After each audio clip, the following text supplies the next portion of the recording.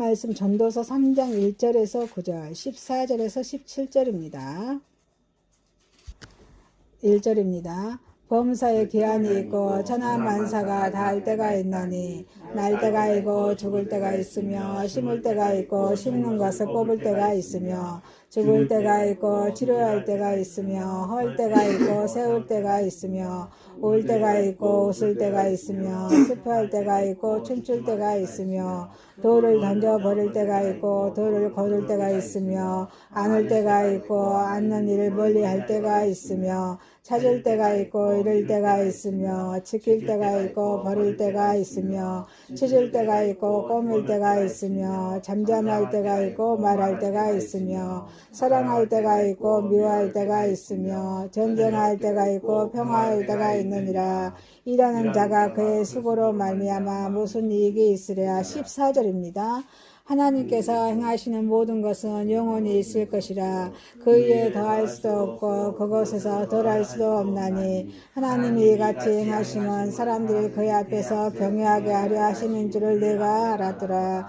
이제 있는 것이 옛적에 있었고 장래에 있을 것도 옛적에 있었나니 하나님이 이미 지난 것을 다시 찾으시니라. 또 내게 해 아래에서 보건대 재판하는 거 거기에도 악이 있고 정의를 행하는 거 거기에도 악이 있도다. 내가 내 마음속으로 이르기를 의인과 악인을 하나님이 심판하시리니 모든 행사에 때가 있으니라 하였으며. 아멘.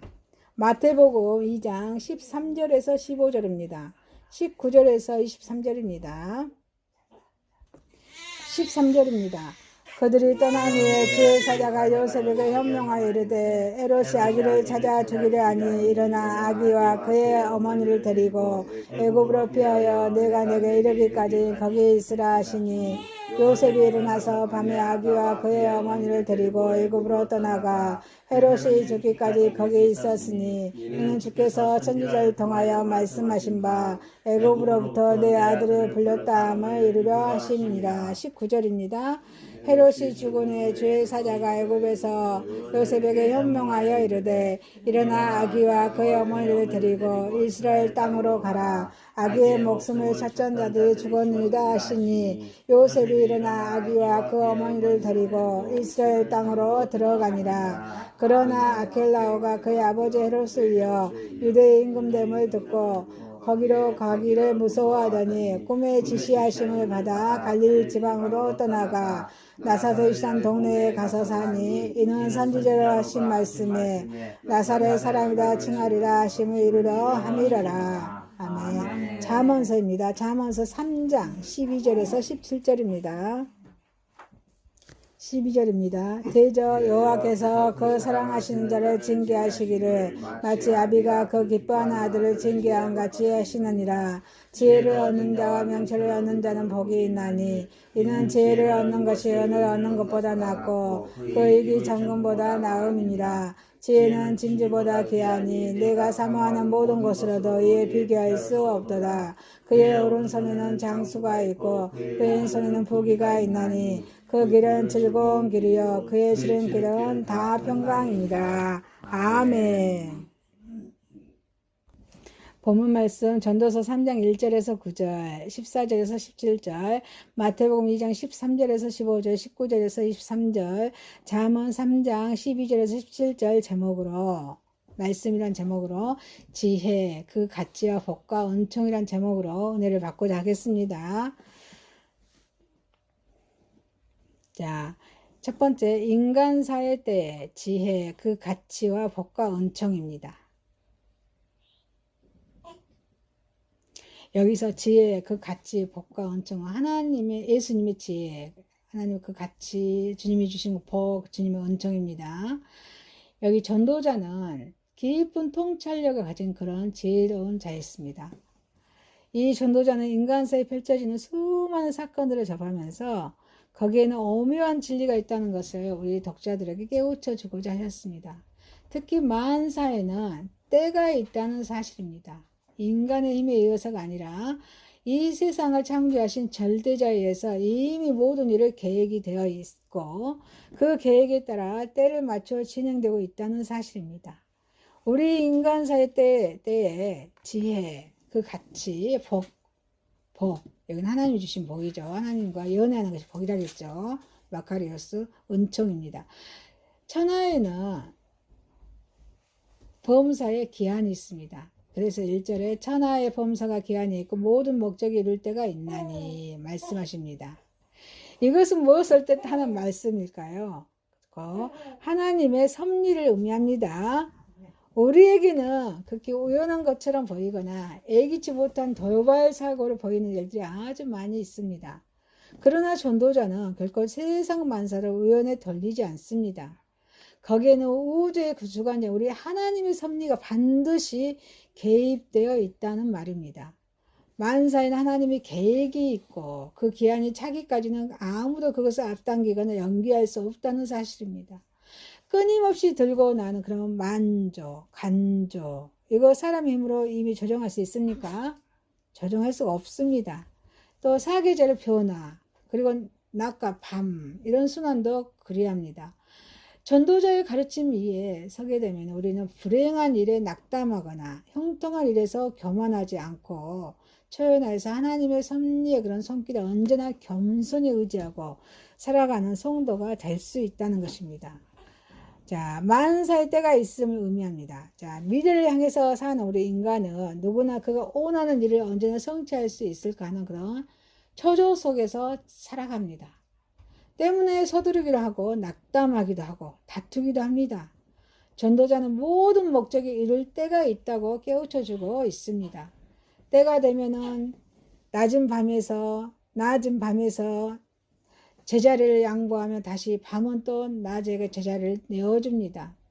봄, 여름, 가을, 겨울도 이렇게 때를 따라서 순환합니다. 하나님이 세우신 이 만사의 목적에 따라서 이루어질 그런 때가 있다는 말입니다.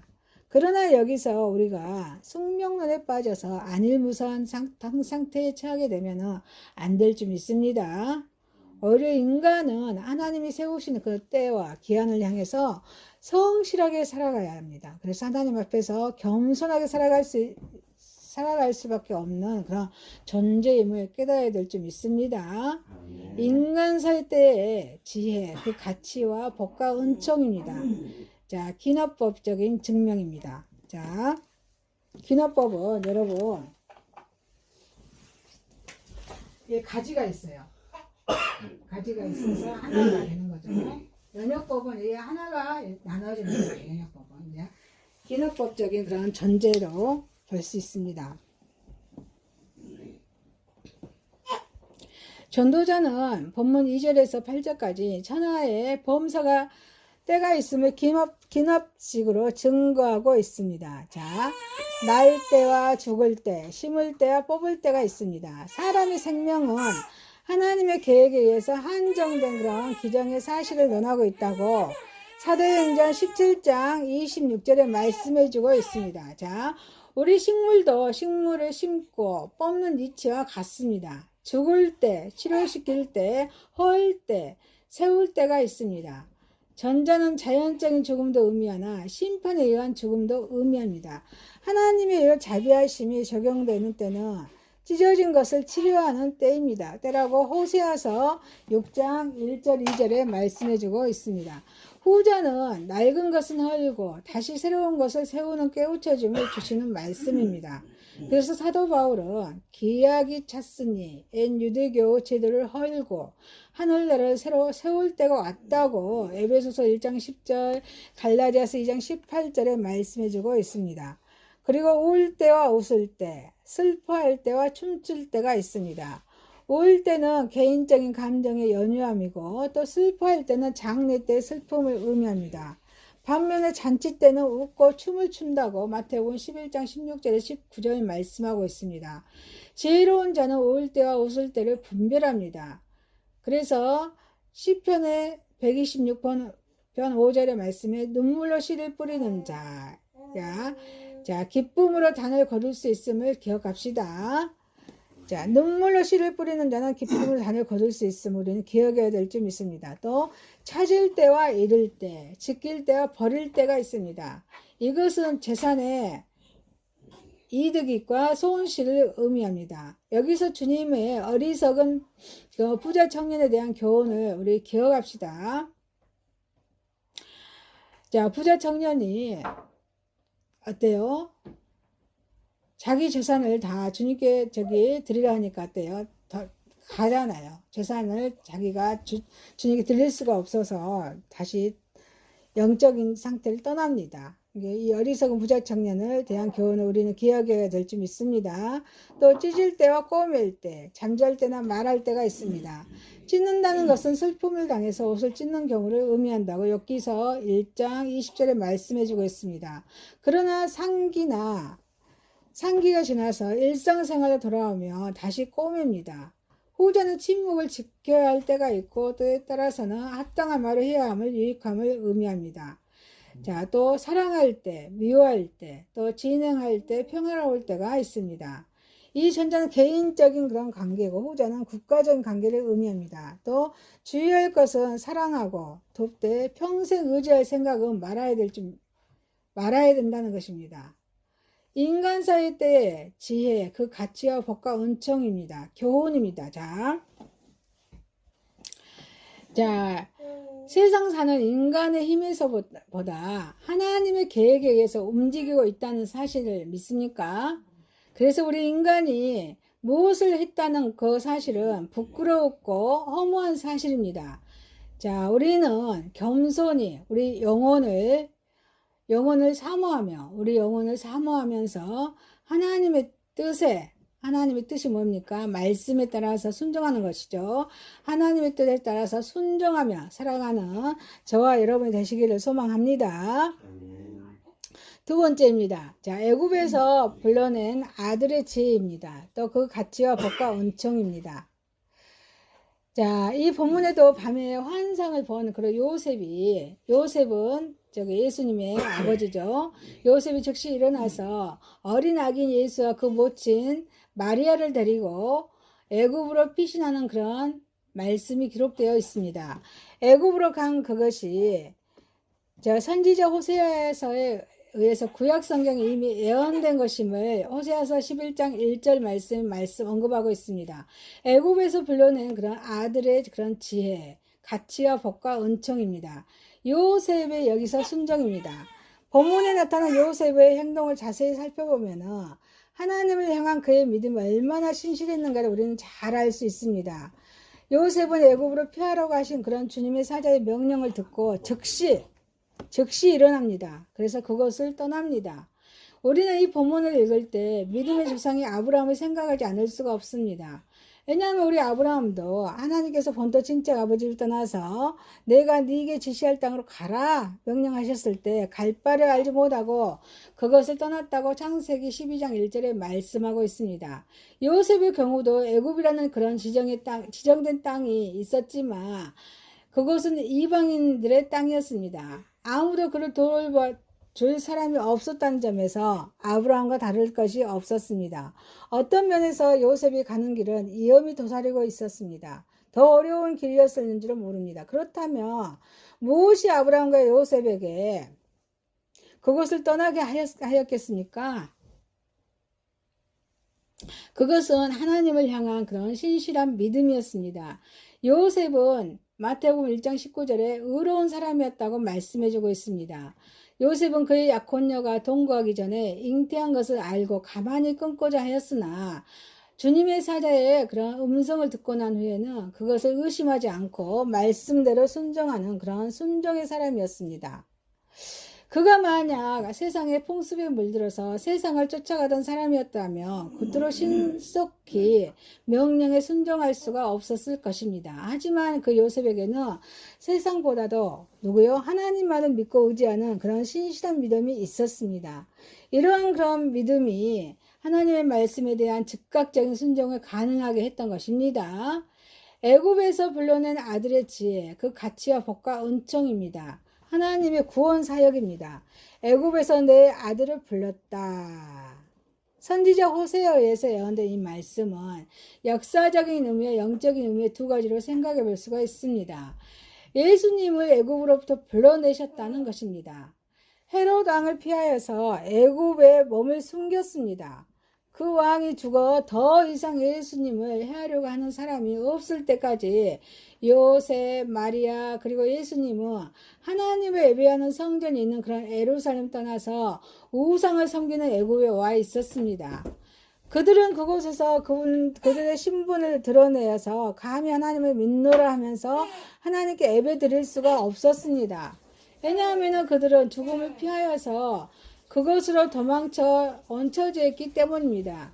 그러나 이렇게 암담한 생활이 계속되고 있을 때 하나님께서 예수님을 해하려고 하던 자들이 다 죽었으니 다시 이스라엘로 돌아오라고 지시하십니다. 그래서 자신의 구원 사역을 들이 하나하나 성취하기 시작하였던 것입니다. 그의 거룩한 백성들을 영적인 애굽인 세상으로부터 불러내신 것입니다. 애굽에서 불러내신 우리 하나님의 사역에 두 번째 의미가 또 있습니다. 구원자이신 예수 그리스도에서 그의 백성들을 영적인 애굽인 세상으로부터 구원하셨다는 그런 의미입니다. 교회를 구성하고 있는 진실한 성도 한 사람 한 사람은 하나님께서 이 죄악에 물들어 있는 세상 또 애굽으로부터 불러낸 그분의 아들들인 것입니다. 그래서 하나님은 지금도 그의 백성들을 세상으로부터 이끌어내시기 위해서 부르고 계시다는 것입니다. 세상으로부터 부르심은 그 사역의 첫 번째 단계입니다. 구원의 시작이라는 것입니다. 애굽에서 불러낸 이들의 아들의 지혜, 그 가치와 법과 은총입니다. 자, 그 아들로서의 의무입니다. 우리가 하나님의 음성에 의해서 애굽, 즉 세상으로부터 부르심을 받은 하나님의 자녀들이라며 감당해야 할 의무가 있다는 것입니다. 일단 애굽을 떠나서 이스라엘 하나님의 장중에 들어온 우리 사람은 세상 것들을 완전히 버려야 될 줄 믿습니다. 개와 같이 그 토했던 것을 도로 삼키는 자는 하나님이 기뻐하지 않을 뿐 아니라 하늘나라를 기업으로 받을 수도 없기 때문입니다. 하지만 세상을 떠나서 믿음으로 거룩한 생활을 하려는 자에게는 마귀는 많은 유혹으로 그를 미혹합니다. 이미 포기하고 버린 것들을 그리워하게 합니다. 그것으로 마음을 향하게 합니다.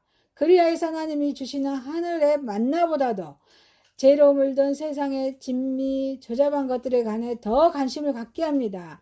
간절히 찾게 합니다. 그러나 이러한 시험에 넘어가서 뒤를 돌아보아서는 안 된다는 것입니다. 구원의 길은 앞으로 전진하는 것입니다. 아멘이십니까? 오직 앞으로 나아갈 때만이 이루어지는 것이기 때문입니다. 뒤나 아래를 향하는 그것은 죄의 노래가 되는 것입니다. 어두움과 절망과 죽음에 이르는 길입니다. 사랑하는 성도 여러분, 생명의 근원이시네. 우리를 보호하시고 인도하시는 우리 하나님의 그런 부르심대로 하나님 나라를 소망하며 앞과 하나님 나라를 향하여서 전진하는 저와 여러분이 되시기를 소망합니다. 아멘. 세 번째입니다. 지혜, 그 가치와 법과 은총입니다. 본문에서 지혜와 가치, 지혜로부터 얻을 수 있는 복, 그리고 지혜를 통한 은총에 대해서 또 말씀해주고 있습니다. 지혜는 세상의 어떤 보화보다도 값진 하늘나라의 그런 보화입니다. 지혜는 땅의 복도 약속하고 있는 실제적인 보화입니다. 무한한 축복이기도 합니다. 지혜, 그 가치와 복과 은총입니다. 지혜의 가치입니다. 지혜 자체가 가지고 있는 본질적인 가치입니다. 13절에 지혜를 얻는 자와 명철을 얻는 자는 복이 있나니, 지혜와 명철을 소유한 자는 복이 있다 하면 그것이 물질적인 소유물이 아닙니다. 영적인 소유물이라는 것입니다. 애적인 소유물이 아니라 내적인 소유물이라는데 그 가치의 특성이 있습니다. 물질적이고 애적인 소유물은 가지면 가질수록 안 가진 자에게 상대적으로 피해를 주는 것입니다. 그렇지만 영적이면 내적인 소유물은 많이 소유하면 소유할수록 소유자와 소유하지 않는 자에게도 유익을 더하여 줍니다. 아멘. 그 지혜와 명철은 물질적인 소유물이 땅에 속해 있는 것과는 반대입니다. 하늘에 속한 재산입니다. 이는 하나님의 궁극적인 지혜인 우리 예수 그리스도 안에 있습니다. 그래서 유한한 보화가 아닙니다. 영원한 보화입니다. 지혜의 구체적인 가치입니다. 이는 지혜를 얻는 것이 은을 얻는 것보다 낫고 그 이익이 정금보다 나음이라. 지혜는 진주보다 귀하니 너의 사모하는 모든 것으로 이에 비교할 수 없도다 라고 14, 15절에 말씀해 주고 있습니다. 지혜가 은보다 정금보다 그리고 진주보다 더 가치가 있다는 말씀입니다. 지혜를 가진 자는 이런 것들을 가진 자보다 더 품격을 높여줍니다. 그것은 결코 돈이나 금은 보화를 가지고도 살 수가 없는 것입니다. 절대로 실증이 나거나 권태롭지 않습니다. 언제나 격조 높은 만족감을 제공해 줍니다. 지혜는 잃어버릴 염려나 걱정, 빼앗길 걱정이 없는 절대적인 안정을 보장받고 있는 것이기 때문입니다. 더욱 가치가 인정되는 것입니다. 지혜, 그 가치와 복과 은총입니다. 지혜의 복입니다. 장수의 복입니다. 자, 16절에 그 우편손에는 장수가 있고 지혜가 인간에게 주는 축복 가운데 첫째 되는 것이 장수의 복이라는 말씀입니다. 그것은 지혜가 무모한 장력의 그런 낭비로 인해서 초래되는 질병, 신속한 육체적인 쇠퇴, 죽음의 재촉을 방지해 줍니다. 그리고 그리스도 안에서 영원한 생명을 소유할 수 있음을 또 말해주고 있습니다. 다시 말하면 지혜를 소유한 자는 지상에서 삶을 보다 건강하게 보낼 수 있고 또 이 세상을 떠날 때도 그 유산을 저 세상에까지 가지고 갈 수 있는 복이 있다는 뜻입니다. 인생의 낙과 평강의 복입니다. 자, 17절에 그 길은 즐거운 길이요 그 첩경은 다 평강입니다. 지혜를 가진 자는 인생의 낙과 평강의 복이 있다는 말씀입니다. 세상의 것이 인간에게 주는 즐거움 속에는 양심의 승인을 얻지 못하는 것이 있습니다. 그 즐거움의 배후에는 수치, 고통, 후회, 불안이 뒤따르는 것입니다. 또한 그것도 일시적인 것이지만 지혜는 인간으로 하여금 하나님을 닮아가는 그런 거룩한 즐거움이 있습니다. 그리고 이웃을 위하여 봉사합니다. 그래서 봉사함으로써 얻는 사랑하는 즐거움이 있습니다. 지혜는 이처럼 거룩하게 되는 즐거움, 사랑하는 즐거움이 우리에게 제공해 줍니다. 그래서 우리로 하여금 평강을 얻게 합니다. 그것은 하나님이 주시는 평강입니다. 자, 그 다음 구원의 복입니다. 자, 구원의 복을 볼까요? 18절입니다. 지혜는 그 얻는 자에게 생명나무와 지혜를 가진 자는 복되도다. 지혜를 얻는 자는 생명나무가 된다는 뜻입니다. 인간이 생명나무가 된다는 것은 구원받았다는 뜻입니다. 지혜는 예수 그리스도를 가리킵니다. 그리스도를 얻으면 그 생명을 얻는 것입니다.